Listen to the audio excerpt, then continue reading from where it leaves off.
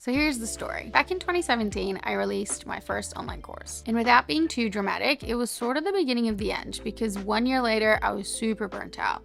And I went from running a business with my fiance to being single, broke, and living in a hostel alone on Christmas Eve. And I will go into why that first course failed so horribly and caused my life to temporarily fall apart in a spectacular fashion. But first, I wanted to go over the things that have actually led to the success of the courses that followed, which now have over 150,000 students in them that will help you if you're an aspiring course creator. All right, so I have made some notes here so that I don't go on infinite tangents, but this is a largely informal chat. So feel free to grab a cup of coffee, have this on in the background, do whatever you need to do.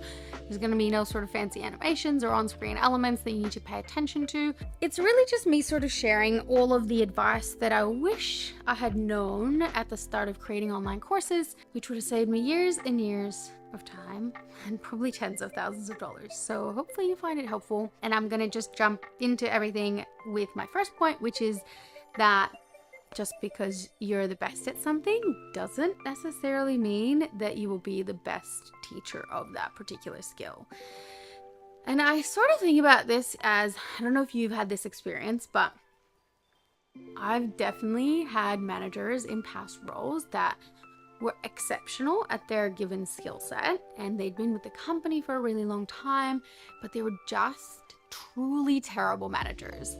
And that is because I don't know if it's that they didn't want to be a leader, or they had no interest in learning how to be a leader, or they just weren't taught how to be a leader and how to motivate people and how to, inspire their team to be the best that they could be, and all of the other things that go into being a manager rather than just, being good at your particular skill set.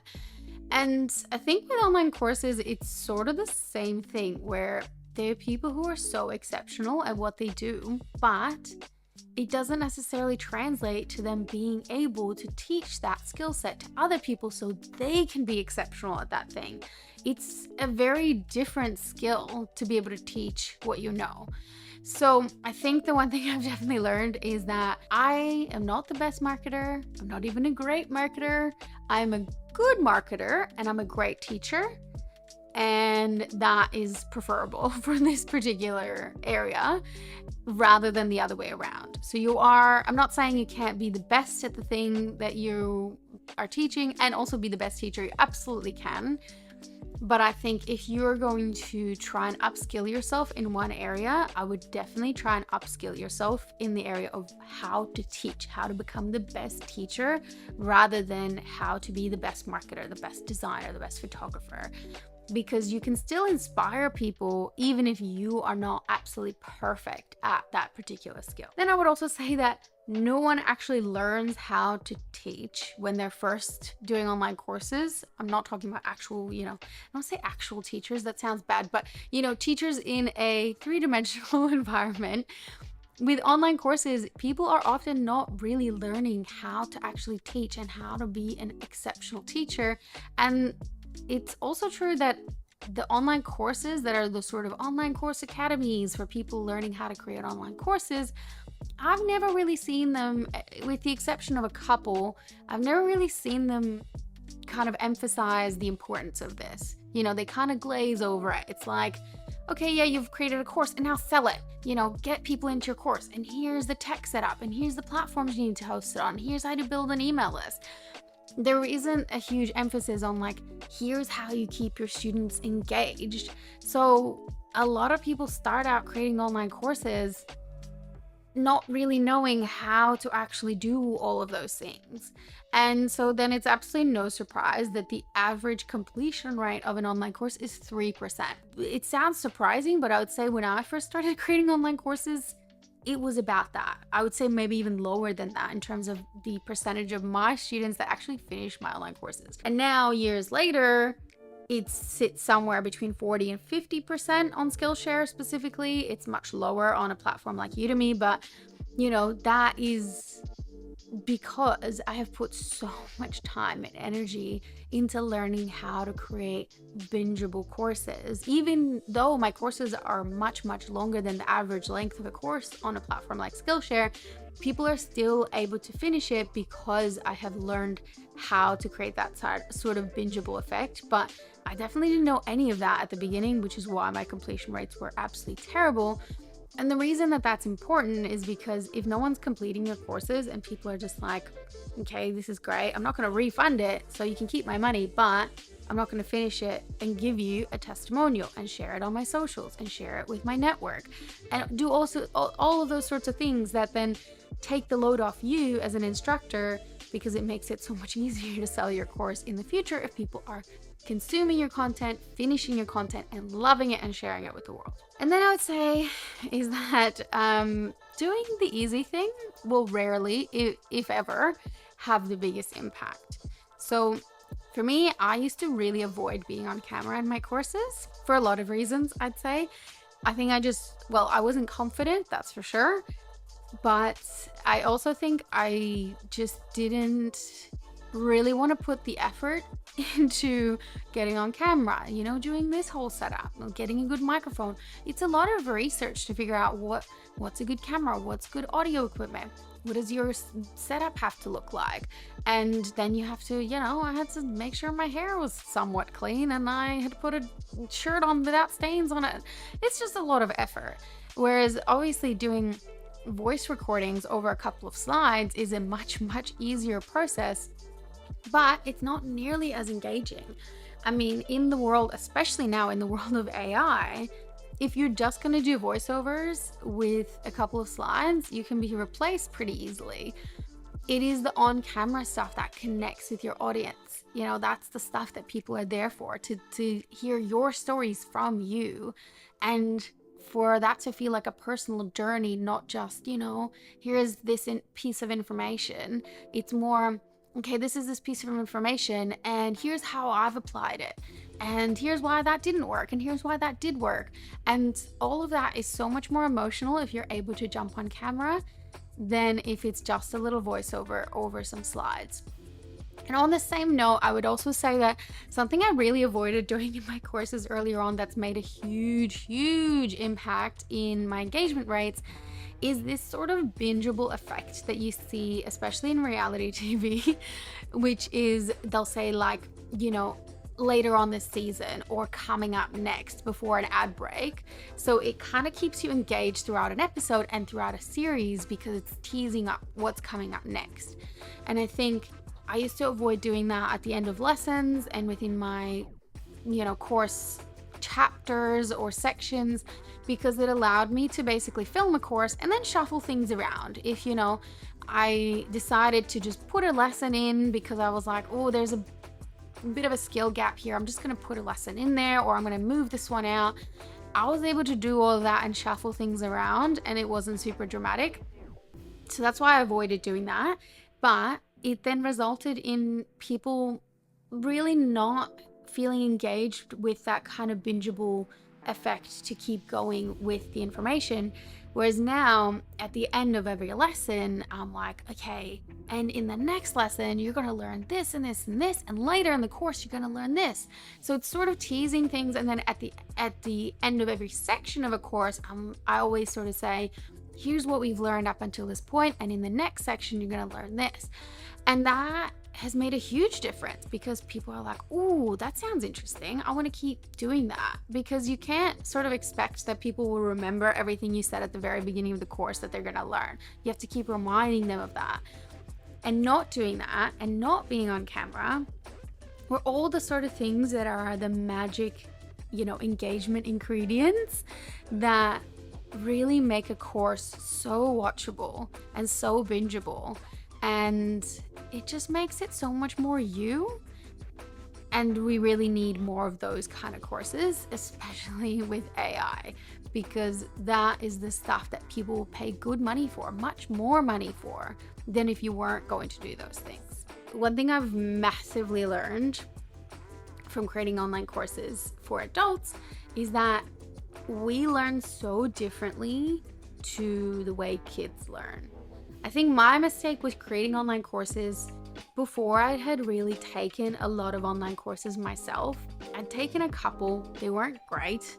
I hadn't really taken any exceptional online courses by the time I was creating an online course, but I just hadn't taken enough of them to really understand how to teach adults versus kids. So I was probably infusing my experience from high school, university, those sorts of environments where kids and teenagers will sit through months of lectures that just aren't interesting just because they're trying to get a degree and they're trying to do something, or someone's just told them to sit there and they will do it. But adults don't function that way. We need to actually do rather than just absorb information. That's why the whole concept of andragogy, which is very different to pedagogy, which is something that I think a lot of us have heard of, it's a totally different concept of how adults learn and absorb information through educational content. I had no idea about any of those principles when I started teaching online.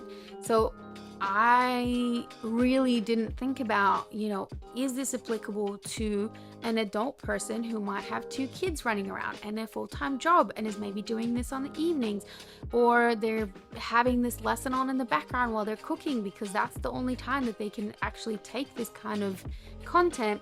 And not to mention, is this actually actionable information, or am I just throwing a whole bunch of facts at them but not allowing them to apply that knowledge and not giving them enough practice exercises and materials for them to actually apply the skills as they learn? Especially with my longer courses, some of my courses are 12 hours plus.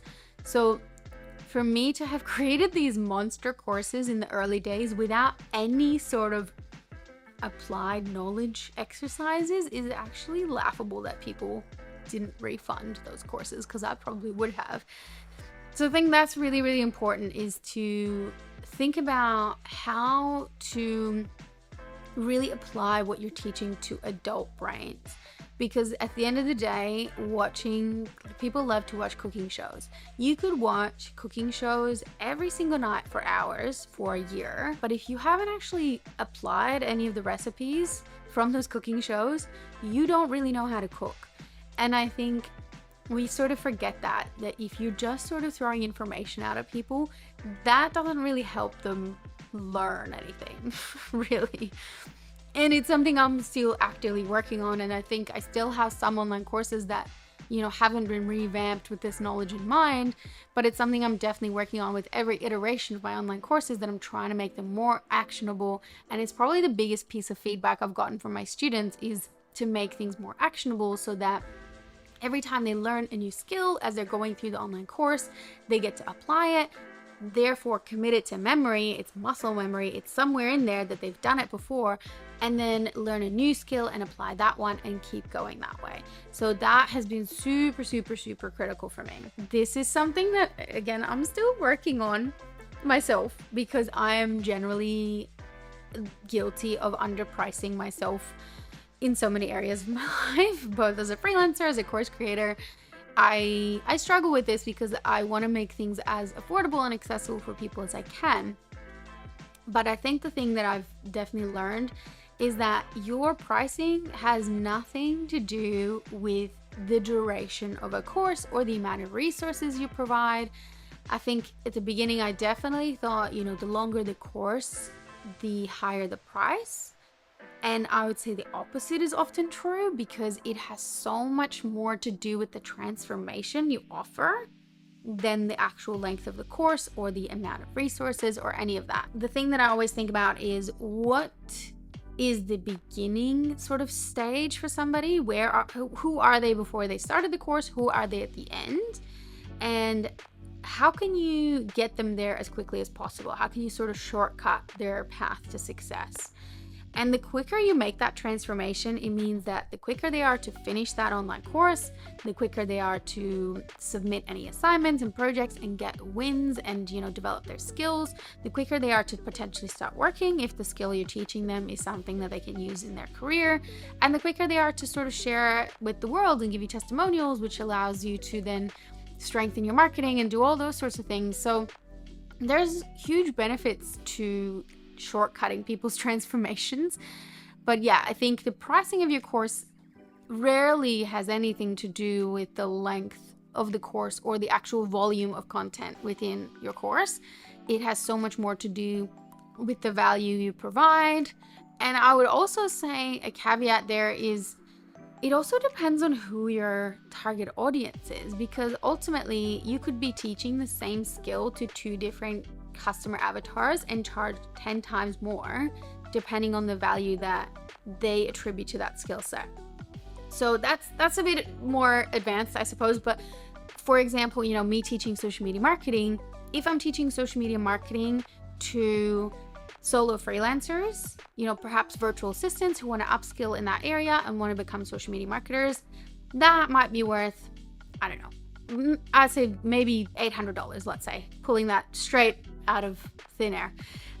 So let's say that's $800 US. But teaching that same skill set, social media marketing, to companies who are wanting to secure an IPO and potentially get $1 billion valuation for their company, that would be worth hundreds of thousands of dollars, easily, because to them that's pocket change if their company's about to be worth $1 billion. So it could really be also dependent on who your target customers are and how much money they have to spend, but also the value that they attribute to that skill set. So that's just something to really keep in mind when it comes to pricing. And again, I'm not great at this yet. It's something I'm actively working on, so stay tuned. But it is something I'm definitely keeping in mind every time I'm pricing a new product, is what is this actually worth to somebody, not what random number do I want to put on this. And then I think something that I have gotten really, really good at, that sounds like in a she said so humbly sort of way, is slide design. I think I used to create really horrible slides that were so full of text and unnecessary information because I assumed that, maybe again, one of that university style mindset, I assumed that you need to put all of the information from your brain into the slides so that you can sort of present directly from the slides.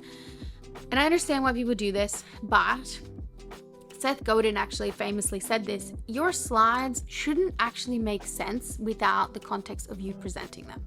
As in, if you gave someone your slide deck for your course, they should be able to learn essentially effectively almost nothing from that, because the slides are there as a secondary visual aid to whatever it is that you are teaching. Now, of course, not every online course is going to have slides. A lot of online courses are entirely actionable. If you're teaching people how to dance, for example, you're probably going to have minimal slides.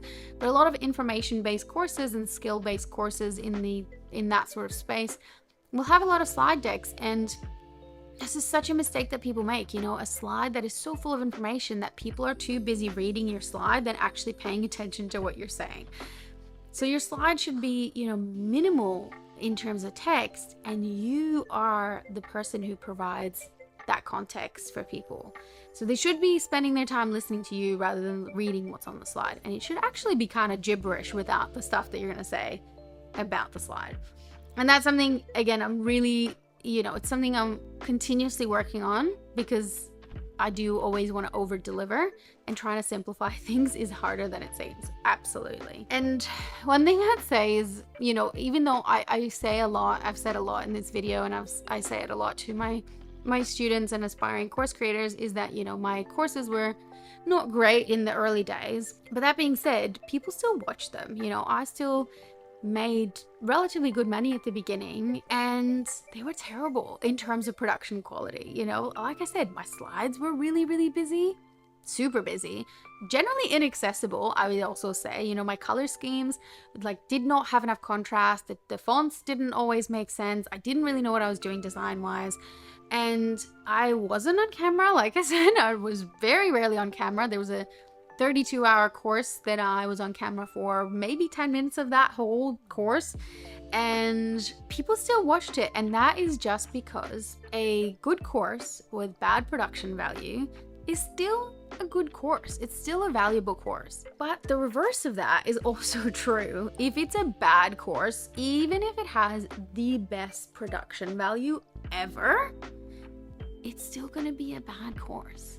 So I would absolutely focus on the quality of the content over the quality of your video and your, studio setup.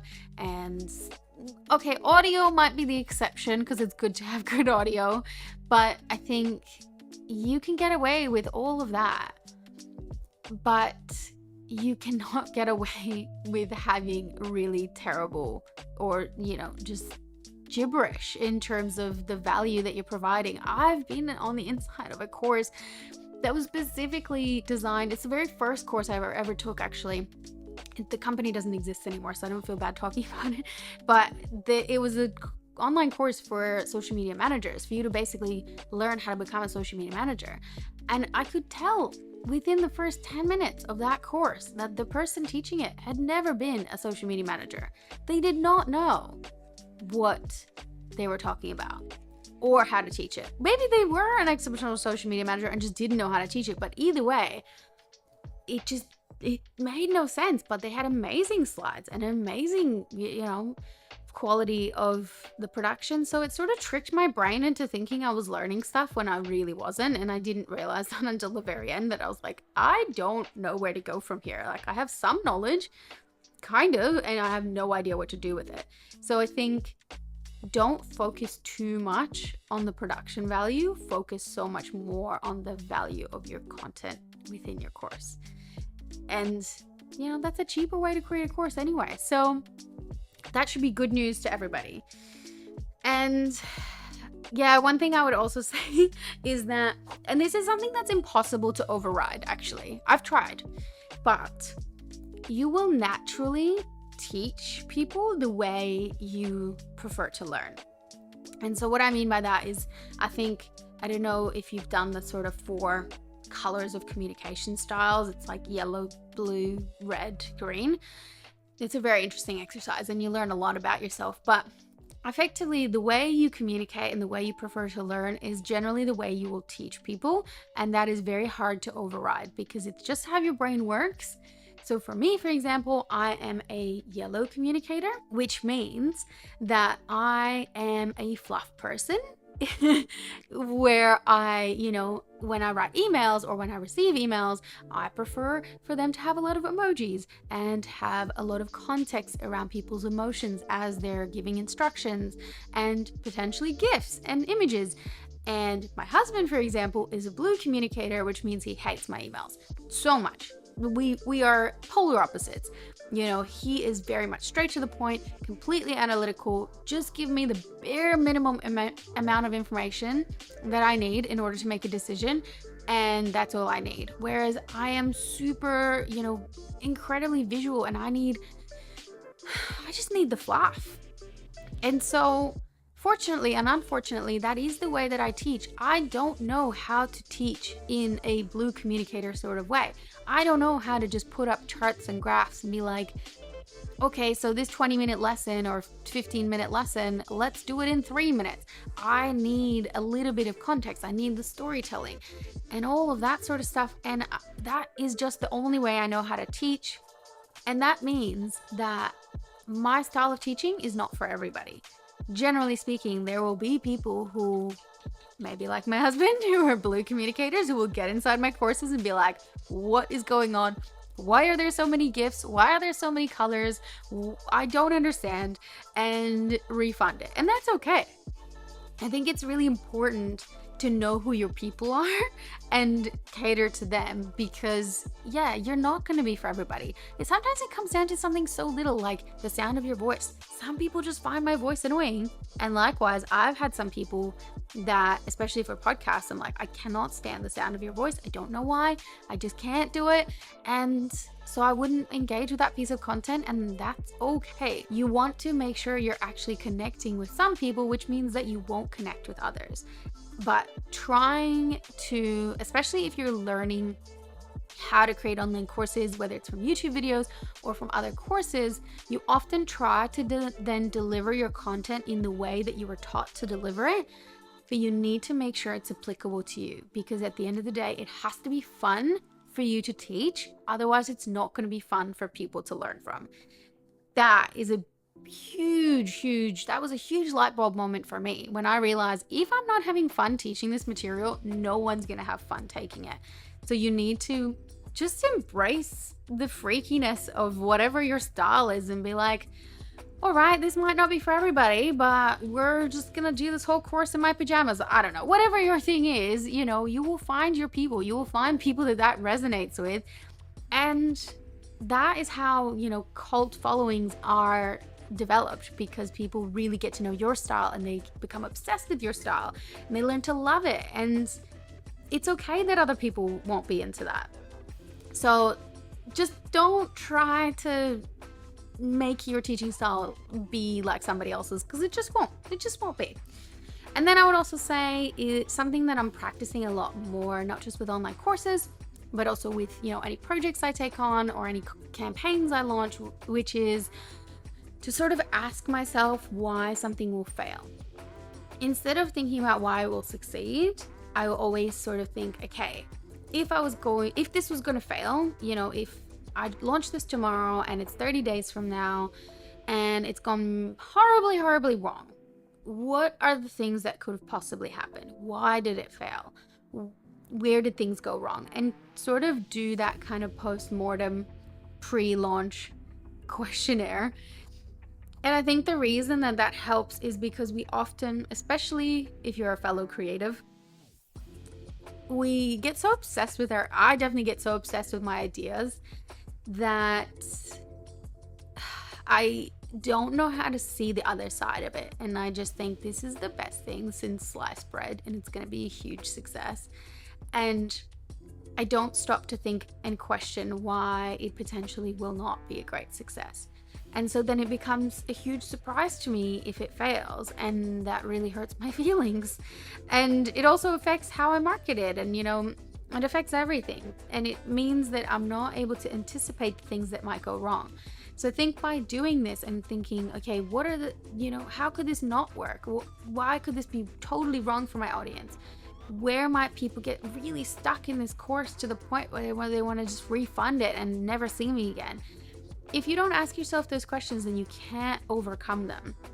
So I think it's something I really wish that I had done more, especially with my first online course, where I didn't stop to think, you know, is this applicable to someone who doesn't have a whole lot of time? Or is this actionable enough? You know, what are the things that are bad about this course? Is it accessible at all? Nope, it wasn't. And I think that would have really helped me to create a program that would have been it probably wouldn't have been perfect. Your first online course, unless you're, you know, already a really experienced teacher, is likely not going to be the best thing since sliced bread, but it could have been a lot better than it was if I had actually thought about the reasons that it might fail.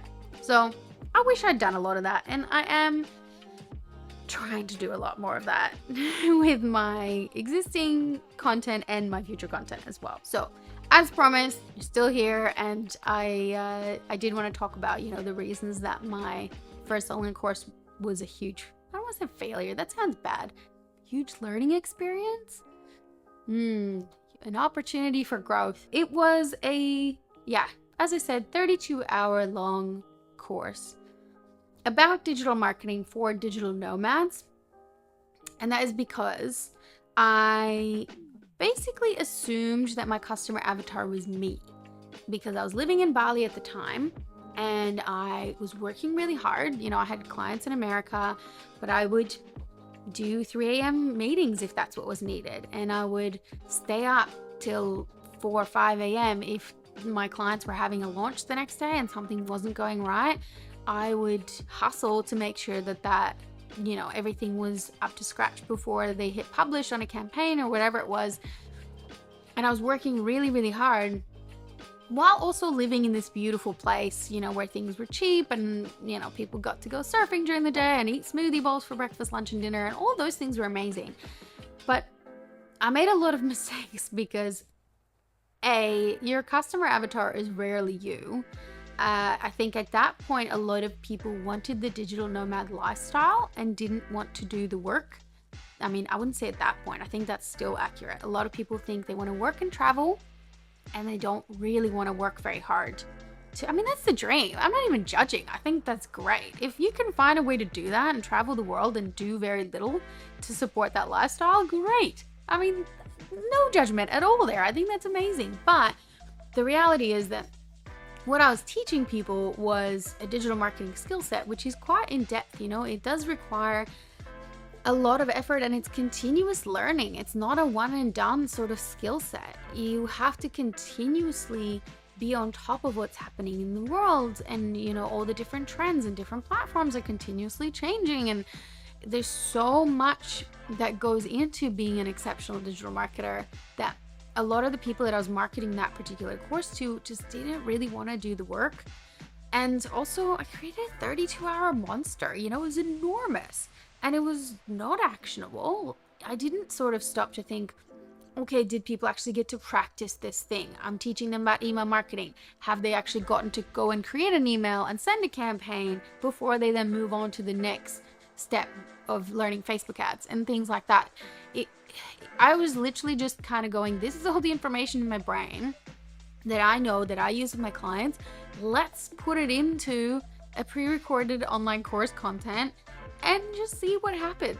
There was almost I don't want to say a little bit of a lack of empathy, because I wasn't really thinking about what was the best thing for my target student with that course. I was thinking, what's the best thing for me? You know, how do I make this course as quickly as possible? Okay, I don't have to be on camera. Okay, that's an easy way to make this really easy for me. Maybe I didn't have any assignment components, which means I didn't have to mark any assignments. That made it really easy for me. But these are not the things that make a good course. And so it wasn't really until later on when I started breaking these skills down and going, okay, maybe people just need to learn one skill at a time. You know, we just have a course on meta ads where the people learn Facebook and Instagram ads, and then one particular course on just how to master Canva, and then another course specifically on organic social media marketing.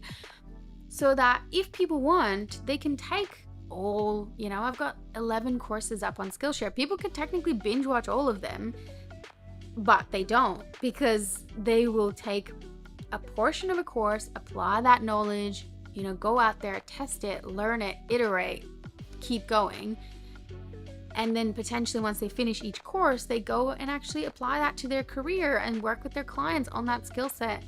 And then they take another course to upskill themselves and continue learning that way. But yeah, I think the way that I was doing it was just so wrong for so many reasons. And I burnt out massively. And it was, I mean, look, obviously got me to where I am today. So I'm really grateful for it. But I did take one of those courses that taught me how to create an online course. And it was very much sort of create a version of your course that you think can sell it to people. Here's how you market it to people. And then you'll learn from the people taking that course so that you can iterate and make it better for the next time. But really, I wish that more people focus on, you know, how do you make course content really engaging and really accessible, and how do you infuse a lot of empathy into your course content so that people feel inspired and motivated to keep going, not just like you're throwing information at them because you wanted their money and then you don't really care what happens to them next. So I think there's a lot of, there's it sounds like I have real trauma from this online course, and maybe I do, but I do think that, you know, you do have to start somewhere, and your first online course is not going to be the best thing you've ever created. But I would, if I could go back in time, I would definitely create a much shorter course that's more actionable and invest a lot of time into learning how to teach before even recording my very first lesson. And I know at the beginning of the video I did mention that my personal life sort of fell apart majorly as a result of this online course, and I could attribute that to a lot of things, but largely it was the fact that my partner and I were both working in the business that was not succeeding, and it was a lot of financial pressure on both of us and all other kinds of stresses and pressures, in also just because as I talked about, we are very different communicators. So our ideas about what the business should be were very, very different. So I definitely find that I am better running a personal brand and running my business the way that I want to run it, with the emotional support from my partner, who was my fiance at the time. We took a 6-month hiatus. That sounds way less dramatic. And we are now married and have a toddler and a house and, an amazing life, because we were able to sort of get things back on track. But I do think a large part of my personal stress was doing live launching with the course, which is why I went to the marketplace model with Skillshare and Udemy, because I found it very, very stressful to continuously do these big live launches where you do this kind of hype up to you opening the doors to a course and then doing all these webinars and funnels and really trying to ramp up your student intake. And then you close the doors for maybe 2-3 months and then you do it again. And I know that, it builds anticipation and obviously works, so a lot of people do it. But for me, it just didn't work for me. And that's the only way people were teaching you to do online courses at that time, and to an extent still are, and it just really did not work for me. I wanted to build an online course business that could be a passive income model that I didn't really have to maintain, day in and day out, and really stress about spending too much money on ads and having to have admin staff and all of the things that come along with building these enormous funnels. And yes, so look, the live launching thing just didn't work for me. It was a really hard time in my life. I can't emphasize that enough. And I'm very grateful for it, because it's taught me how not to run my business. But I think it's really important to trust your gut. I think it's very, very important to learn from others who are a few steps ahead of where you are, for sure. But I think it's important at the end of the day to go, okay, it's great. That's great advice. Thank you. But it just doesn't work for me. And here's why. And here's why I'm going to do it differently. And just follow your gut, because I wish I had done that in the earlier days. And I am currently working on something for aspiring course creators who want to create better, more engaging, and more profitable online courses. So more details on that in the description of the video. And if you are interested in learning how to build a passive income business through putting your courses on marketplaces like Skillshare and Udemy, and really just want to know whether that's the right thing for you, what does it take to make a full-time income from these platforms? How much can you expect to earn? All of those sorts of things are what I'm going to cover in my next video. So once that's ready, I'm going to link it for you up here. So I hope to see you there. Thank you so much for hanging out with me in this one. I know it was a little bit longer than my usual videos, but I thought it was really fun. So hopefully you found some value in it, and I'll catch you in the next one.